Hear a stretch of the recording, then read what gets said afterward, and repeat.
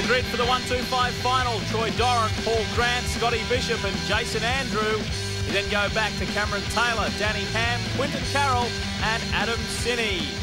This will be a tight one. Current points leader Troy Doran, the one to watch. 47, Quinton Carroll gets a disastrous start on the Castrol KTM. But at 17, Doran and teammate Cameron Taylor on 25. They get the whole shot. Well, it's a revitalised Troy Doran up front. The Doz has really been riding exceptionally well. Current points leader in the series, and he's up front, but he's got his teammate Cameron Taylor, who I would call somewhat of an indoor specialist, really comes to life when we get into these tight indoor circuits. Quite a handy start from 44, Paul Grant on the Suzuki, and already 47, Quinton Carroll, the young Queenslander, working his way through the field. Well, it couldn't be better for Honda with the two riders up front.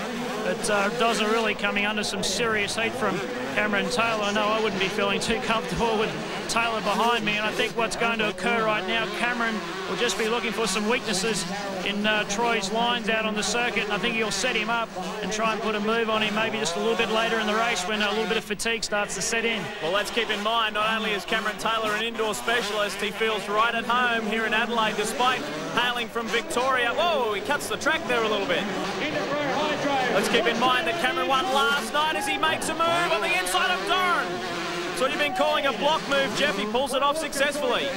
Yeah, well, it's certainly a very good way to pass in these indoors. You just slice inside and really give the opponent nowhere to go. And really, Troy seemed to move a little bit out of Cameron's way there, actually. So I'm surprised that he was actually quite so kind to him. But I guess with the points lead in the series, we should be playing it safe and just consolidating the points tally. So very smart riding there by Troy Doran. But it's Cameron Taylor now leading the race quite easily. And the Victorian's on his way home on the O'Neill Honda. He takes out the 125 main in fine style.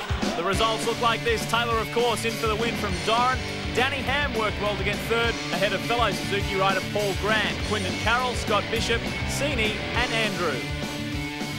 So I won last night and tonight on the 125, and last year on the 125 and the 250. So just got to try and do it on 250 tonight and have a double.